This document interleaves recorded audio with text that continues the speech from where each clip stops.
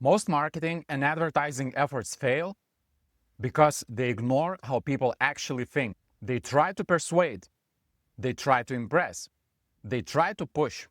But great advertising doesn't sell products, it sells identity certainty.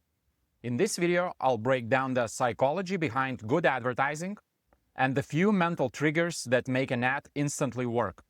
The human brain is not looking to be convinced, it's looking to reduce uncertainty.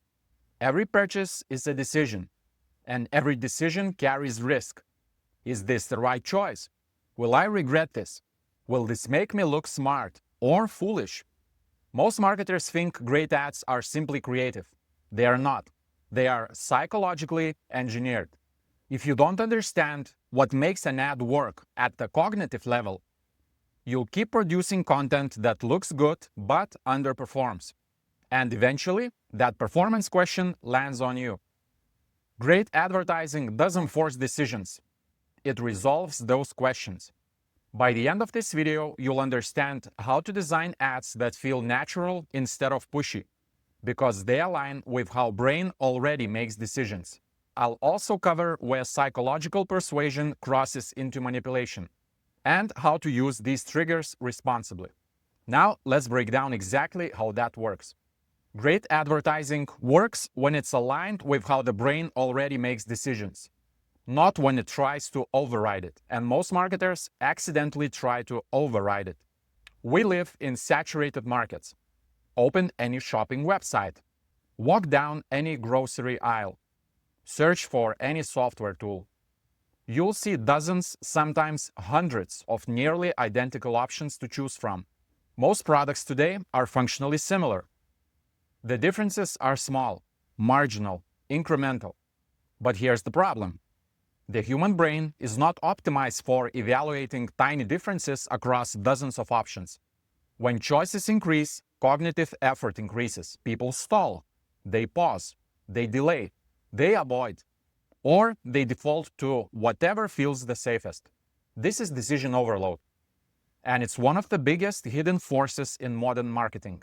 Because when the brain feels overwhelmed, it doesn't choose better, it chooses safer. When differences are small, the brain struggles to answer one simple question: why this choice exactly? Great advertising answers that question immediately. It doesn't list 25 features. It doesn't overwhelm with technical details. It simplifies. It frames. It creates a clear mental shortcut. And instead of, here are 10 reasons this product is slightly better, it usually says, this is the product for someone like you. That reduces cognitive effort dramatically, because now the decision is no longer about comparing specifications. It's about identity alignment. And identity is much easier for the brain to evaluate than spreadsheets. That's why identity-based positioning outperforms feature-based messaging almost every time. So people don't just buy products, they buy signals. Signals about who they are, signals about who they want to be, signals about what tribe they belong to. Buying a premium product can signal status. Buying organic food can signal responsibility. Buying advanced tech can signal competence. The product becomes a symbol. And humans care deeply about self-image. This is not superficial, it's evolutionary. Belonging matters. Reputation matters. Status matters. Competence matters. So when someone chooses a particular brand, they are often unconsciously asking, what does this choice say about me? Great advertising understands this. It doesn't scream, buy this. It whispers, this is who you are. Or even more powerfully, this is who you are becoming. That's why the most effective ads rarely feel like ads.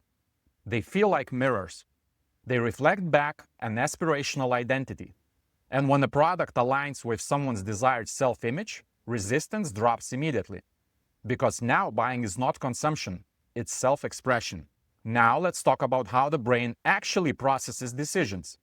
Humans operate with two parallel systems: fast emotional reactions and slow rational evaluation.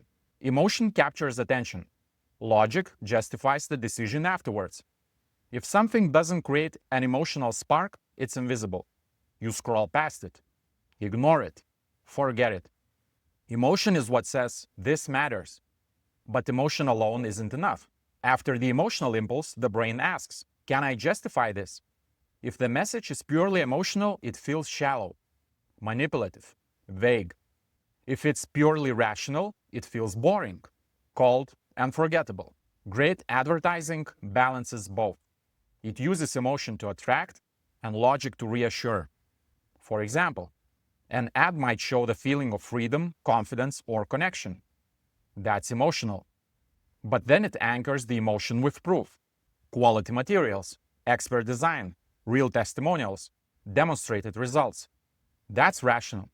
Emotion opens the door, logic closes the deal. Reverse the order, and the message collapses. If you only have one, performance suffers. But when both are aligned, the decision feels natural, almost obvious, and the customer walks away thinking, I made a smart choice, even though the emotional system led the way. In many markets, products are functionally similar, so competing on features alone becomes a race to the bottom. Faster, cheaper, more add-ons. But great advertising differentiates at the level of meaning. Instead of saying, here's what this product does, it communicates, here's what this product means for you.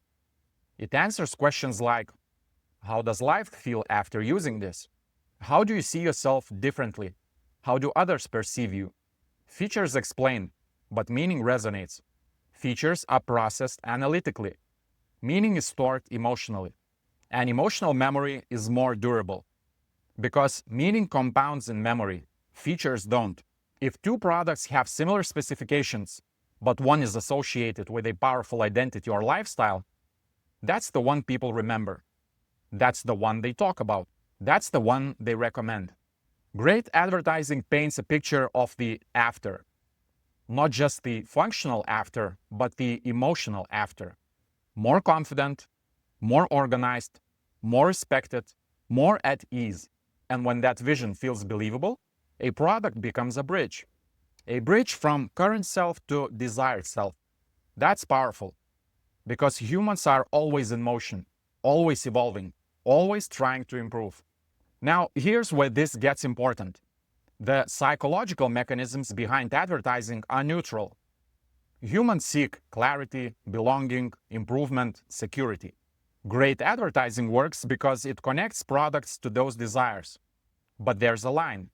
Ethical advertising connects real value to real desires. Manipulative advertising exaggerates identity promises without delivering real value. For example, if a product genuinely improves productivity, it's ethical to position it as a tool for ambitious professionals. But if it doesn't deliver a meaningful improvement, yet promises transformation, that's misalignment. Understanding psychology gives marketers power. But great power comes with great responsibility. When advertising aligns real product value with real customer needs and honest identity signals, it builds trust. It builds long-term brand equity. It creates customers who feel good about their decisions. And that's sustainable.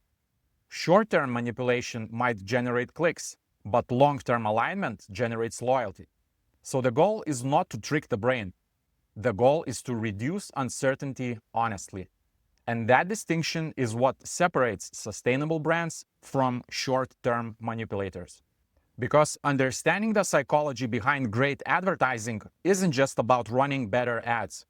It's about respecting how humans actually think. It's about building messages that resonate because they are true. Great advertising doesn't force decisions, it resolves them. And when you understand that, you stop chasing attention and start designing decisions. Now, if you found this video helpful, you will also appreciate this one. It covers the science of persuasion extensively. Thanks for watching.